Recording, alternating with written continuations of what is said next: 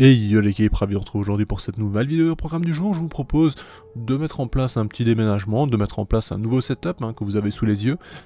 Ça fait un moment qu'une de mes colonies a besoin d'un nouveau nid, mais je ne savais pas vraiment sur quoi partir.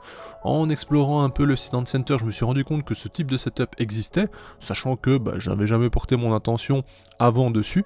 Donc ici, de par mes observations, je me suis dit que ça pourrait être intéressant pour la colonie que je vais essayer de déménager à l'intérieur, ce n'est pas gagné.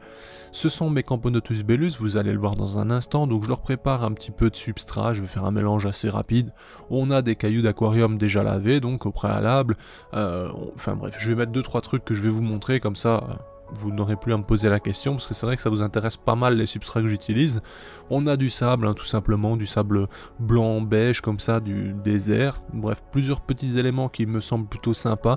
On verra ce que ça donne en termes de résultats. Personnellement, je suis pas fan de ouf, dans le sens où esthétiquement c'est pas dingue, y a pas de contraste, c'est plat, bref, l'air de chasse c'est pas fou, mais l'essentiel c'est que pour elle ça soit praticable correctement. J'entends par là que se déplacer sur du sable pour une fourmi c'est compliqué, se déplacer sur des morceaux de bois, des graviers, etc. c'est nettement plus simple. Donc le mélange dans l'ensemble ça va être, j'imagine, plutôt agréable pour elles. D'ailleurs elles pourront tirer éventuellement certains éléments pour réduire l'entrée et par conséquent la sortie de leur potentiel futur nid. On verra si ça les intéresse. Pourquoi j'ai décidé de leur proposer ce type de nid? En fait c'est tout simplement de par mes observations.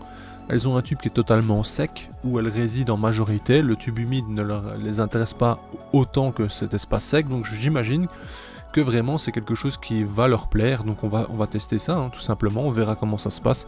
Bien entendu, il y a un abreuvoir à disposition, il y aura forcément une mangeoire également, qui vont dégager une certaine humidité, ainsi que l'humidité présente en Belgique déjà devrait répondre, j'imagine, à leurs besoins. Je déposais donc les tubes pour un déménagement beaucoup plus simple. En soi c'est tellement plus facile, donc ce que j'ai fait c'est que j'ai déboîté les deux tubes de ma 7x7 AliExpress, je les ai posés dans l'aire de chasse. Avec une pince, j'ai ramassé justement toutes les ouvrières qui étaient dans l'aire de chasse, mais comme ça, tout roule. J'ai bien entendu mis de l'anti-évasion, comme vous le voyez. J'ai cependant omis d'acheter le périphérique qui va justement avec le setup. Ça m'est sorti de la tête en fait lorsque j'ai passé commande et j'y ai pensé le lendemain quand c'était fait, donc c'était trop tard. Cependant, ce n'est pas grave, lors d'une prochaine commande je le prendrai. Pourquoi les périphériques sont super utiles? Alors vous voyez, lorsqu'on met justement de l'anti-évasion sur les parois directement, forcément ça peut s'écouler, elles peuvent marcher en contact et donc salir les vitres assez facilement. Alors que lorsque c'est sur un périph', généralement elles n'essayent pas de grimper le périph', si elles le font il y aura moins de problèmes parce qu'elles vont retomber au sol dans le substrat généralement. De plus il n'y aura pas de coulée, si vous appliquez bien votre anti-évasion sans en mettre de manière excessive, il n'y aura pas de souci et c'est nettement plus efficace. Ça vous permet également d'enlever le couvercle sans aucun problème, pas de risque d'évasion. Vous pouvez ainsi justement nettoyer votre aire de chasse et faire tout ce qu'il y a à faire. Bref, périphérique sur n'importe quel setup c'est vraiment super utile. Comme vous le voyez, bien entendu, c'est l'exploration directement, elles vont aller voir, donc elles vont vraiment se promener dans l'intégralité du setup, elles vont essayer de connaître les limites de celui-ci, elles vont directement faire le tour pour voir s'il y a une faille dans l'anti-évasion, voir si elles peuvent explorer plus loin. Bien entendu, je vais mettre des branchages un peu plus tard, mais j'aimerais qu'elles déménagent avant d'enlever ces tubes, je ne vais pas les forcer dans tous les cas, donc si elles restent dedans pendant un mois en plus, il n'y a pas de souci, elles y resteront, ça ne me dérange pas. Elles pourront également creuser justement le nid en bois j'ai plus le nom, pardon, mais voilà, j'ai un trou, ça arrive. Mais bref, vous connaissez, vous allez me dire dans les commentaires, j'en doute pas, en liège, ouais c'est ça. Et donc elles pourront creuser assez facilement, mais personnellement ça ne me dérange pas du tout, elles peuvent l'aménager comme elles veulent, refaire des entrées, comme elles souhaitent, sincèrement ça ne changera rien à ma vie. J'espère simplement que ça va leur plaire. Est-ce qu'on va remarquer justement une augmentation de l'activité?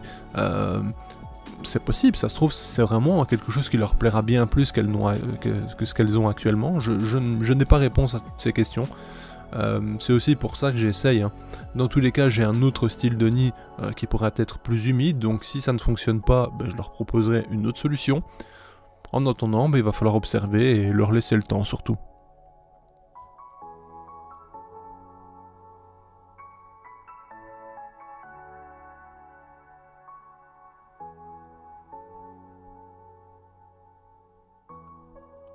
Pour rappel, mes Camponotus bellus nous viennent des Philippines. Ce n'est pas courant en élevage. Certes, maintenant on en trouve nettement plus facilement qu'avant. Pendant 2 ans, c'était pratiquement introuvable. Ça coûte quand même cher, c'est pas donné. Je vous avoue que même si moi à l'époque, pour vous dire, hein, avant même que les gens me connaissent et que moi j'ai découvert celle-ci dans une boutique nommée Anton Top, celui-ci vendait les 3 rennes à 75 € seulement, imaginez un peu. Mais personne à ce moment-là avait conscience de ce que c'était réellement, dans le sens que, voilà, si vous voyez pas de major ou si vous les voyez pas de dos en macro ou quoi que ce soit, ou les rennes, on se rend pas compte de cette coloration très particulière, de tout ça en soi. Donc, forcément, des espèces qui sont pas observées vraiment sous lumière, plus en zoom, etc., et qui sont, je vais dire, noires comme pour les ouvrières, les prix diminuent. Lorsque c'est plus intéressant, forcément, les prix augmentent. Vous avez compris l'idée.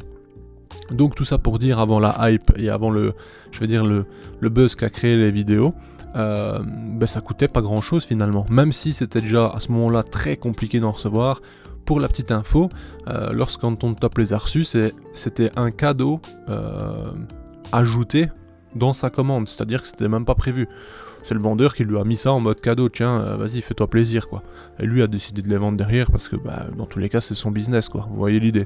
Et moi, alors, quand j'ai été voir sa boutique, justement, on parlait de faire une collaboration ensemble, et je suis tombé dessus. J'ai vu Camponotus bellus, je me dis, tiens, ça j'ai jamais vu, c'est vraiment bizarre. Les photos étaient vraiment misérables, pour être franc, donc on voyait pas du tout cette coloration qu'a la reine, qu'ont les reines, justement, certaines ouvrières, les majors, etc. Moi, ce que j'ai fait, c'est que j'ai été voir sur Antweb, il y avait des photos justement d'individus morts, hein, mais on voyait cet aspect justement blanc-noir, quoi. Et moi, je me suis dit, ok, je vais tenter ça. Et du coup, je lui ai écrit, je lui ai dit, moi, ça m'intéresse. Lui, au final, il me dit, oui, non, c'est sans intérêt. Moi, j'ai pas d'intérêt à te donner ça parce que les gens ne pourront pas en acheter, j'en ai que 2 autres, etc., etc. De plus, je trouve pas ça fou. Enfin bref, voilà toute l'histoire en soi. Et au final, moi j'ai insisté, je lui ai dit, écoute, si tu veux qu'on fasse quelque chose ensemble, moi c'est mon choix, je choisis ça et rien d'autre. Et au final, il a accepté, il a dit, ok, tant pis, fais ce que tu veux.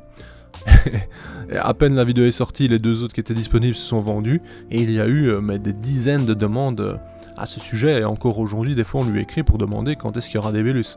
Bref, un succès non attendu de sa part, et de la part de beaucoup de personnes, hein, parce que il faut savoir qu'il y a quand même énormément de gens qui ont essayé de mettre la main sur des bellus suite à ça. Voilà, bref, tout ça pour résumer un peu l'histoire des bellus, je veux dire, dans notre petit domaine. Je vous avoue qu'avant je n'avais pas vu non plus, donc c'était une très belle découverte. Ça reste très sympa, hein, sincèrement, c'est une très jolie SP, mais personnellement je commence vraiment à m'en lasser, parce qu'en fait certes c'est beau, mais c'est petit.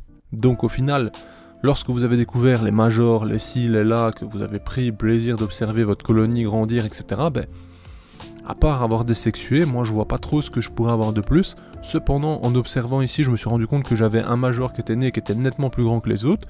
Vous le verrez dans les images tôt ou tard. Et ça m'a permis de me dire, attends, t'as peut-être pas tout vu en fait. Il y a peut-être des majors nettement plus grands que les autres, qu'on n'a pas encore aperçus justement dans la colonie. Donc voilà, ça peut me relancer un peu de hype, j'ai envie de dire. Mais c'est vrai que sinon, je commence à me dire, bon t'as fait le tour, quoi. Cependant voilà, j'ai changé de setup, on verra comment ça évolue. Le but étant de voir si elle prospère encore plus vite. Bon, on voit, il y a toujours un couvain de dingue, hein, constamment avec elle. Cependant, je remarque quand même qu'il y a un haut taux de mortalité. J'entends par là que on a une morte ou deux tous les jours, 2 jours, 3 jours, plus ou moins, quoi. Donc c'est vrai qu'il y a beaucoup de naissances, mais quand même pas mal d'individus qui meurent petit à petit. Donc moi je ne vois pas la différence, hein. La colonie je la vois grandir et prospérer, il n'y a pas de souci avec ça, mais je me demande, est-ce que la durée de vie des ouvrières est pas vraiment faible? Par exemple, si on prend l'exemple des Caribara diversa, tout ce qui est vraiment ouvrières minimes, donc les toutes petites ouvrières, elles ont une durée de vie de 3-6 mois, quoi. C'est très faible. Donc Bellus n'ayant pas justement connaissance de la durée de vie de celle-ci, je me dis, est-ce que chez Bellus, ça serait pas le même délire? Parce que je vous rappelle quand même que le chasseur qui a trouvé ces Bellus, enfin du moins un chasseur qui en trouve aux Philippines, m'a dit que lorsqu'ils ouvraient des nids, parce que oui, la réalité des choses, c'est que pour récupérer ces fourmis, ils n'attendent pas les essaimages, hein, voilà, voilà, malheureusement, pour être franc, c'est triste hein, que ce soit comme ça que ça soit fait, mais derrière, il faut pas non plus faire les ingrats. Quand on a ce genre de fourmis qui nous arrive, on est quand même content, même si la méthode est dégueulasse, très clairement. Donc bref, et celui-ci me disait que ça lui arrivait de voir des nids avec 20-25 reines, quoi. Faut s'imaginer, 20-25 reines qui pondent en même temps, ça doit être quelque chose de complètement dingue. Suffit de voir mes Crématogaster quadriruga que vous avez vu récemment, vous avez vu la vitesse de développement, le nombre de couvains avec cette reine, c'est un truc de fou, sachant que c'est une petite espèce aussi. Ici, Bellus, j'ai 3 reines, le développement, il est quand même pas mal. Bon, certes, c'est pas un truc de fou actuellement, et c'est pour ça que je me remets en question et je me dis, attends, est-ce qu'en fait tes conditions seraient pas juste viables actuellement? Bah, ok, elles se développent, elles avancent bien et tout, c'est déjà une belle réussite. Je vous rappelle que j'avais 7-8 ouvrières avec les 3 reines au début, qu'elles étaient parasitées, que j'ai dû les traiter au taurus, que si, que là, enfin bref, c'était une catastrophe, hein, très clairement. Mais maintenant, bah, j'en ai 400, 500 ouvrières, parce que bah, y en a quand même beaucoup, on se rend pas compte, mais même si le tube comme ça a l'air surchargé, il y en a vraiment beaucoup, bref.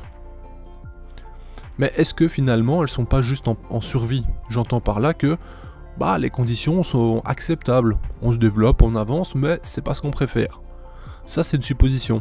Alors, c'est pour ça que maintenant, je vais tester le totalement sec, si je puis dire, bien que, voilà, le nid sera sec, mais le reste non, pas totalement, quoi. Et on va voir, on va observer comment ça se passe.